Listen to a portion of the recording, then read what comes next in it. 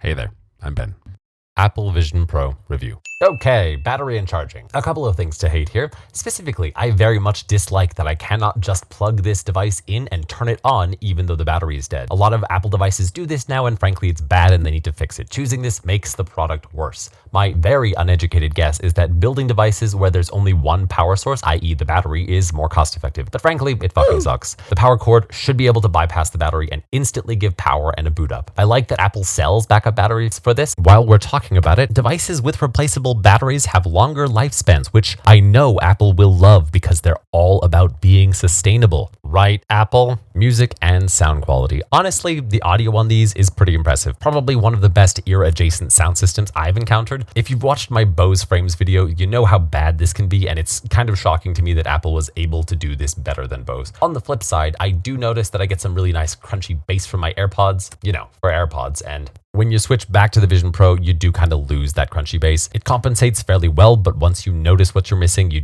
can't really forget. Next, let's talk about video. As I mentioned, browser-based videos are plagued by the "we didn't think you'd use a browser to look at a video" problem. Not being able to look at the button you want is annoying, beware. Watching a movie on Apple TV, however, was both lovely and awful. The sound and video quality are incredible, but again, because this device can't be worn for more than 30 minutes at a time, you have to watch your movie in shifts. Only 20 minutes in, and with the extra strap, I feel discomfort. I can't really fully focus on the movie because I feel the bottom of the headset digging into my cheekbones. I can also feel it cutting off circulation to my upper lip. It's staggeringly bizarre to me that Apple worked so hard to partner with the likes of Disney, knowing how awful their device would be for consuming almost all of its content. But now we're going to talk about immersive video. I'm going to do a quick 180 here. This was incredible. Obviously, it's only good for short form videos, but Apple has done something really incredible with this. This is the best VR video experience I have ever had. It could just be that I have a weakness for baby elephants, but here's what I wrote in my journal that night. I just rewatched the immersion video,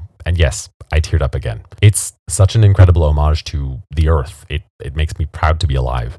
It reminds me of the wild and wondrous world which defies explication. Now, if everyone just magically had a Vision Pro, Apple's immersion video would have gone massively viral. It makes you feel things. It's not just the medium. It's also that whoever filmed and edited this video did an amazing job in choosing moving moments. Being thrown into the middle of those moments is exhilarating. They've done an incredible job of showcasing what the medium is capable of. However, on a less breathless note, I did watch Apple's immersive series on slacklining, and aside from the obvious comfort issues, the medium indicates immersion, so it's kind of jarring to be looking around at the massive vistas only to have your view cut off at 180 degrees. Most immersive videos are like this. If you start to look around, you see the edges immediately, and it's kind of frustrating because it feels like you've been gifted 3/4 of a Rolex. Also, I think it was very wise of them to let people using immersive content downsize it into just a window. Apple has recognized that there are times when we don't want to be thrust into another dimension. This is also good partly because of the way immersive video in the Vision Pro forces you to view at 90 degrees instead of lying down,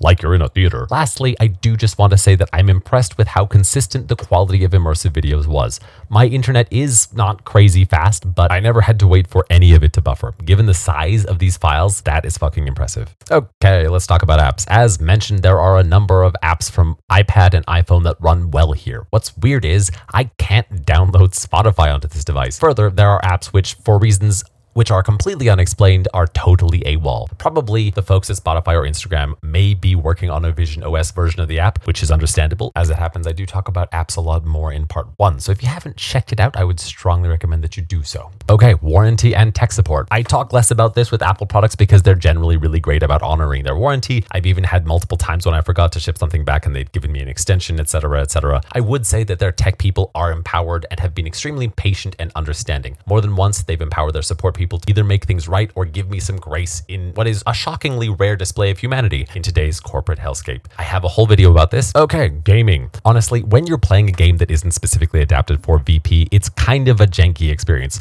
Remember my most hated bug? Well, it turns out that most games which require any kind of mouse or finger input have the same issue, which, as you might expect, makes the gaming experience bad. The saving grace here is that you can tap and hold, which allows you to sort of scroll through the options and or gameplay elements. That said, this is not not an experience that is nice once you get used to it. I played through the entire Return of Monkey Island like this, and it always feels like an inconvenience. All I can really say is that even for games which are specifically adapted for the Vision Pro, gaming on this device is terrible because of how uncomfortable the headset is overall. No, I'm not gonna stop saying it. Okay, lastly, ethics and environment. Obviously, you can use the chapters to skip this if it's not interesting to you, but I would ask you not to. It's boring and it's important. Apple makes a lot of really bold claims about its goals for a carbon-free future, but it consistently makes choices which run counter to those goals. Great example. We've started shipping iPhones in smaller boxes with less peripherals to lower the carbon footprint of our devices. Also Apple. Here's a box the size of a small house for a unit that's about as big as a football. Further, Apple fought the transition to USB-C for decades, and without a shadow of a doubt, this created millions, possibly billions of tons of unnecessary e-waste, stereos with connectors that just don't work anymore. The hypocrisy here is palpable. And it's true that Apple's climate goals are ahead of the pack, and I love that, but it's hard to view these actions as anything other than insincere hand-waving when you look at the mountains of e-waste generated by multiple proprietary connectors that they forced on us for decades. Lastly, in ethics, let's discuss Apple's working environment. Apple has unfailingly worked to undermine unions and the improved working conditions and fair pay for which those unions have fought.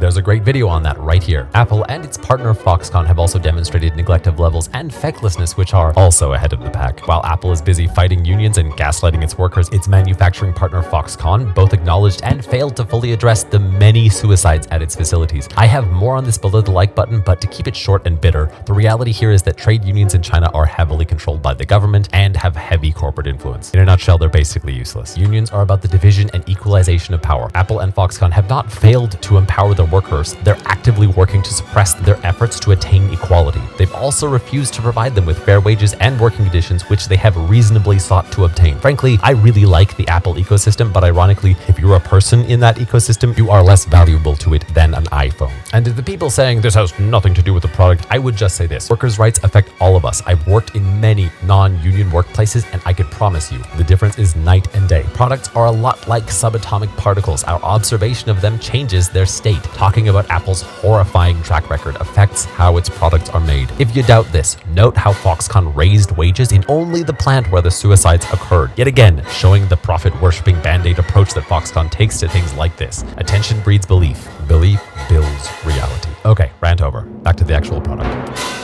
Summary. I can't express really what a massively missed opportunity this device is. This really could have been the next iPhone for Apple. This could have been so good that they couldn't keep it in stock. It's hard to know how much Apple spent on this exactly, but it's likely to be in the hundreds of millions. That in mind, it's staggering that after such a Herculean effort, with so much at stake, Apple chose to make this device virtually unwearable. Anyone who studies tech knows that AR will change the world as drastically as the internet did. Probably more so. The potential of this viable wearable AR headset cannot be overstated. Whoever gets to market first with this will have a lot of power and a lot of money for a long time. The potential here cannot be overstated. I believe that Apple had the resources to build the device for everyday use, but it feels like instead of doing that, they chose this, a flop, something that they knew would flop. Even costing $6 grand, a poor person, could have justified this expense just because I know it could replace every monitor that I'll need for the next 5 years. That's a really big deal, and that's only taking into account its utility as a monitor. Lastly, I just want to remark on the short-sightedness of the overall design. Apple knew they were going to have to put a brick into your pocket. This is something that I don't even mind that much, and in spite of this, they still chose not to offload the non-essential hardware into the Pocket Pack.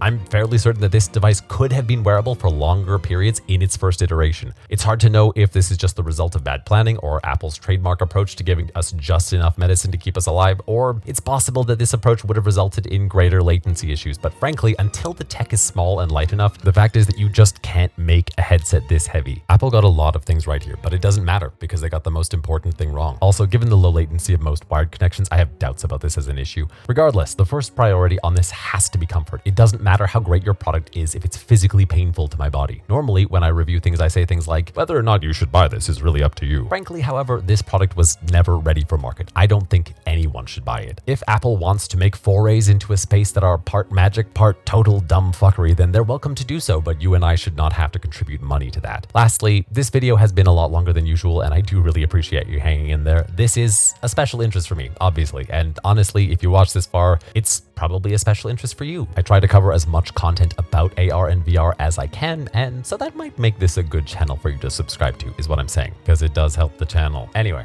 Thank you for watching all the way to the end of the video. I'm Benjamin Robert Butcher. This is BRBTG, and as always, I will be right back.